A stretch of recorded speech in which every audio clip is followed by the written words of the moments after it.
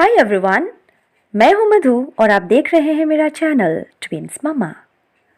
आज के वीडियो में मैं आपको बताने वाली हूं कुछ प्रेगनेंसी से जुड़ी मिथ्स वर्सेस उनके फैक्ट्स।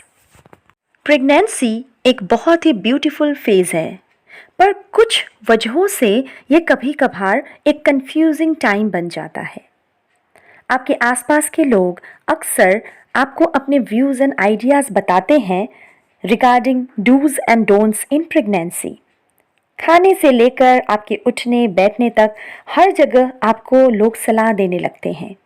सिर्फ घर में ही नहीं, आपके आसपास हर कोई अपनी अपनी जानकारी के अनुसार आपको एडवाइस देता है। शायद आपके लिए अच्छा सोच कर ही कहते हो, लेकिन बहुत ज़्यादा इंफॉर्मेशन लेकर आपको ये डिसाइड करना ज़रूरी होता है कि कौन सा मिथ है और कौन सा फैक्ट है। सो इसी बारे में आज का मेरा ये वीडियो है। मैंने भी अपनी प्रेगनेंसी के दौरान बहुत सारी मिथ सुनी है अपने बहुत क्लोज़ लोगों से, जैसे मेरी माँ, मेरी सास को भी मुझे समझाना पड़ा है कि ये जो आप कह रहे हैं ये बिल्कुल बेसलेस है। तो चलिए ऐसे ही कुछ मिथ्स के बारे में आज बातें करते हैं। पहला मिथ है related to position of your baby bump. कहा जाता है कि अगर एक प्रेग्नेंट वुमेन हाई पोजीशन में कैरी कर रही है तो लड़की होगी, और अगर लो पोजीशन में कैरी कर रही है तो लड़का होगा। प्रेगनेंसी के दौरान आपके बेबी बम्प का शेप आपके पेट के वास्तविक आकार, पेट की चर्बी, मसल्स की ताकत और यूट्रस के अंदर आपके बेबी के पोजीशन पर निर्भर करता है। और अगर आपकी ये पहली प्रेगनेंसी है तो आपके मसल्स का टोन अच्छा होता है, तो यूजुअली बेबी बम्प हाई होता है, और आगे सब्सिक्वेंट प्रेगनेंसीज में बेबी बम्प यूजुअली लो दिखता है। सो ये एक मिथ है। आप बेबी बम्प के शेप या साइज या पोजीशन को देखकर जेंडर डिटर्मिनेशन नहीं कर सकते। नेक्स्ट मिथ है कि अगर आपकी क्रेविंग्स सॉल्टी फूड के लिए हो तो आप एक बेबी बॉय कैरी कर रहे हैं, और अगर स्वीट फूड के लिए हो तो आप बेबी गर्ल कैरी कर रही हैं। रिसर्च के अकॉर्डिंग ये एक मिथ है और क्रेविंग्स का बेबी के जेंडर से कोई संबंध नहीं है। क्रेविंग्स होते हैं because of increased hormonal fluctuations, increase sense of smell, taste and कुछ न्यूट्रिशनल डिफिशियंसीज की वजह से भी क्रेविंग्स हो सकते हैं। कुछ लोग आपको कहते हुए मिलेंगे कि अगर आपकी माँ की नॉर्मल डिलीवरी हुई थी तो आपकी भी आराम से नॉर्मल डिलीवरी हो जाएगी। वैसे तो हेरिडिटरी फैक्टर्स बहुत सारे मामले में रोल प्ले करते हैं, जैसे कि मैंने आपको अपनी प्रीवियस वीडियोस में बताया था कि अगर आपकी माँ को ट्विंस है तो आपको भी ट्विंस होने के चांसेस है। लेकिन इस मामले में हेरिडिटरी रोल नहीं है। Size and position of baby या बेबीज, आपके डाइट, आपके लाइफस्टाइल, आपके प्रेगनेंसी में से जुड़े हुए कॉम्प्लिकेशंस, ये सब डिसाइड करते हैं कि आपकी नॉर्मल डिलीवरी होगी या नहीं। कुछ मिथ्स जुड़े हुए हैं स्किन ग्लो इन प्रेगनेंसी को लेकर। मतलब प्रेगनेंसी में आपका चेहरा खिला खिला दिखता है, ऐसे लोग कहते हैं। ये एक सच है टू सम एक्सटेंट, क्योंकि प्रेगनेंसी में आपका ब्लड फ्लो बढ़ जाता है to every part of your body. So कुछ गर्भवती महिलाओं में because of this nourishment and increase hormones healthy and bright skin दिखती है। बट इसके ऑपोजिट कुछ महिलाओं में क्लोएज्मा या फिर एक पिगमेंटेशन काइंड ऑफ थिंग उनके फेस पे आ जाता है, और उनके स्किन में ब्रेकआउट्स होने लगते हैं, या फिर हेयर भी ग्रीजी हो जाता है। सो ये पार्शियली तो सही है, बट सारी महिलाओं में प्रेगनेंसी ग्लो नहीं दिखती। एक और ऐसी ही मिथ है जिसमें कहा जाता है कि बेटियां माँ की खूबसूरती को चुरा लेती हैं। सो अगर एक प्रेग्नेंट वीमेन काफ़ी टायर्ड दिखे ड्यूरिंग हर प्रेगनेंसी, इसका मतलब ये है कि उनको बेबी गर्ल होगी। और उसके ऑपोजिट अगर वो काफ़ी हेल्दी है या काफ़ी खुश है, उनका चेहरा ग्लो कर रहा है, तो उनको बेबी बॉय होगा। ऐसा कुछ नहीं होता। मॉर्निंग सिकनेस या चेंजिंग हार्मोन लेवल्स की वजह से कुछ वुमेन काफ़ी एग्जॉस्टेड या टायर्ड दिखती हैं। उसके ऑपोजिट सेकेंड ट्राइमेस्टर ऑनवर्ड्स अक्सर सारी महिलाओं के चेहरे पे ग्लो आ जाती है, क्योंकि वो अच्छी तरह से खा पी पाते हैं और मॉर्निंग सिकनेस की प्रॉब्लम तब तक खत्म हो चुकी होती है। अगर आप प्रेग्नेंट हैं तो आपने अपनी माँ या अपनी सास से ये ज़रूर सुना होगा कि don't sleep on your back, इससे आपके बेबी को नुकसान पहुंच सकता है। फर्स्ट ट्राइमेस्टर की अगर हम बात करें साइंटिफिकली तो ये एक मिथ है, क्योंकि फर्स्ट ट्राइमेस्टर में आप किसी भी पोजीशन में सो सकते हैं, इससे बेबी को कोई हार्म नहीं होगा।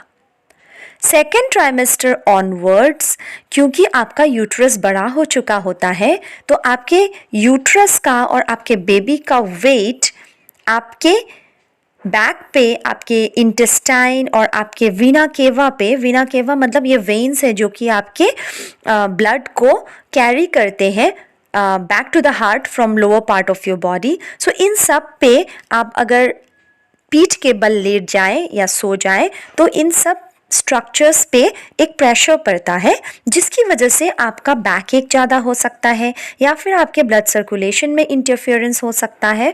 सो later part of your pregnancy में आपको अपने बैक पे नहीं सोना चाहिए, और रिसर्च कहता है कि बेस्ट आप साइड लाइन में सोए, और रिसर्च स्टडीज़ में लेफ़्ट साइड लाइन को बेस्ट माना गया है, क्योंकि इसमें प्लेसेंटा के लिए जो ब्लड फ्लो होता है वो बढ़ जाता है।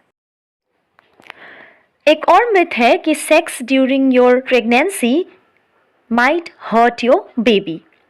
अगर आपके डॉक्टर ने किसी मेडिकल कॉम्प्लिकेशन की वजह से आपको फिजिकल इंटीमेसी या इंटरकोर्स के लिए मना नहीं किया है, then sex is perfectly okay, provided आपके बेली पे कोई एक्स्ट्रा प्रेशर ना पड़ रहा हो।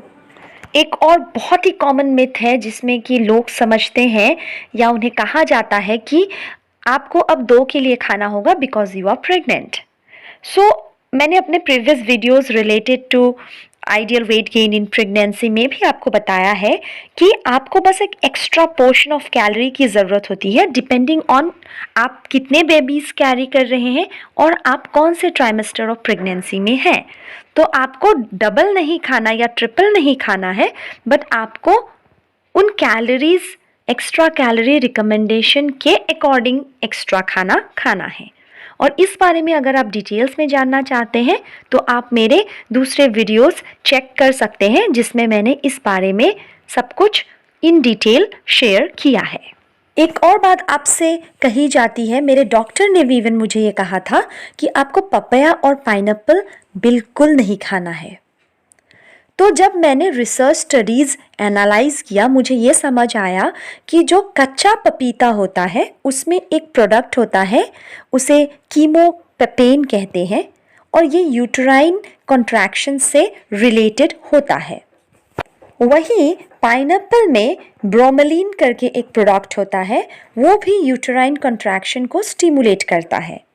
हाउएवर रिसर्च ये बताते हैं कि आपको बहुत ज़्यादा क्वांटिटी में पपाया या पाइनएप्पल कंज्यूम करना पड़ेगा to have those negative effects of these 2 fruits. But शायद सेफर साइड के लिए डॉक्टर्स भी इन 2 फ्रूट्स को मना करते हैं।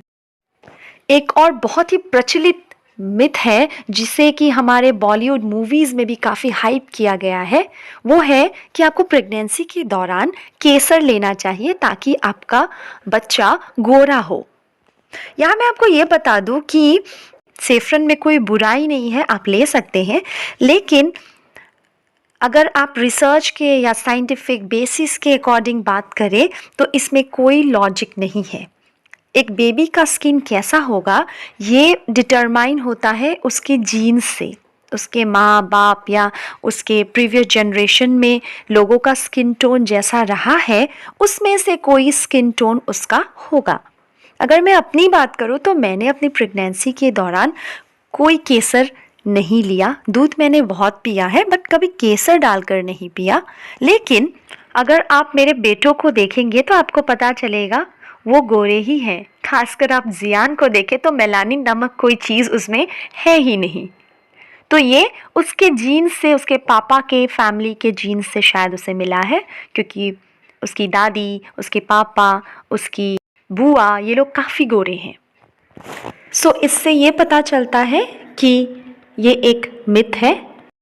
ऐसे और बहुत सारी मिथ्स के बारे में मैं आपसे नेक्स्ट वीडियो में भी बातें करूँगी। सो स्टे ट्यून्ड एंड मेरे चैनल को सब्सक्राइब कर लें और नोटिफिकेशन बेल को भी प्रेस कर दें। Thank you so much. See you soon.